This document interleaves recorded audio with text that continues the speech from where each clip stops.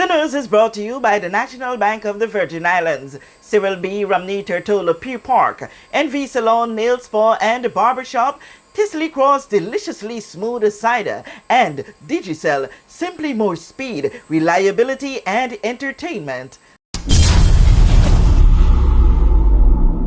Plug into Digicel Plus and get even more entertainment with Disney Plus included. The best of Disney, Pixar, Marvel, Star Wars, and National Geographic all in one place. Whenever you want, plug into Plus to enjoy Disney Plus and much more with a home fiber bundle. Sign up today. Digicel Plus. The recent feat of the senior female volleyball team in a regional tournament where they placed second has curious minds questioning whether or not the authorities are doing what's necessary to keep the sport alive in the territory. The Virgin Islands senior female volleyball team returned home on Monday, October 17, 2022 to a celebration with pomp and ceremony, after representing the territory at the Eastern Caribbean Volleyball Tournament in St. Martin. They placed second, bringing home the silver medal.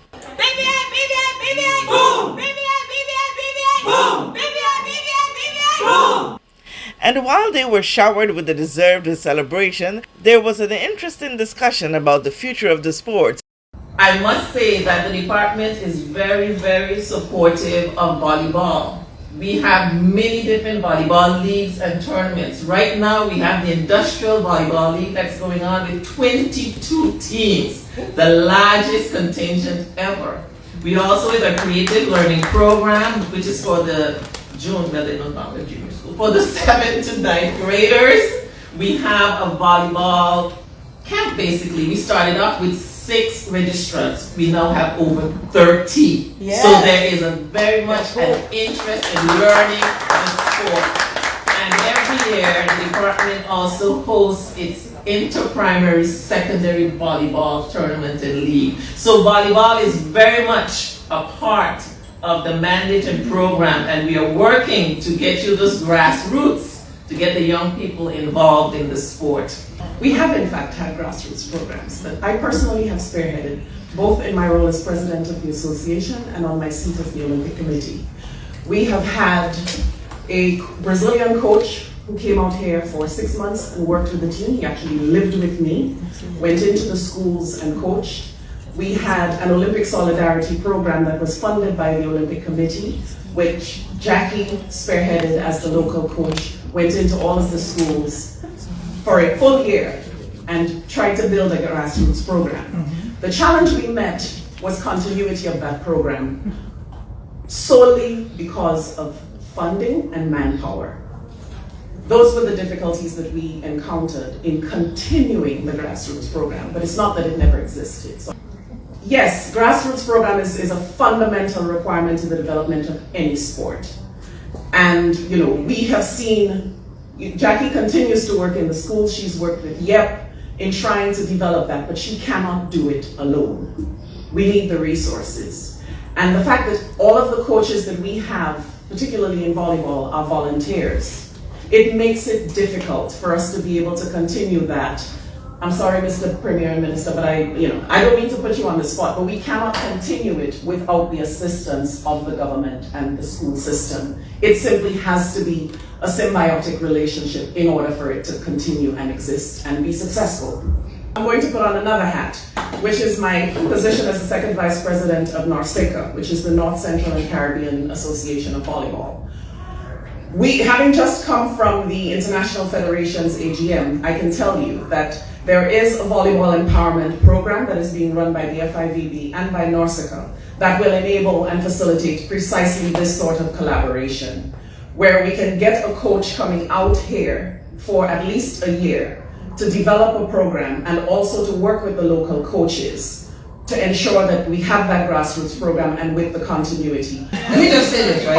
I believe we're going to start having some more cohesive conversations, because I can say that my education officer for science and physical ed met with the primary school PE teachers, and one of their main focus that they came forward to me with was volleyball.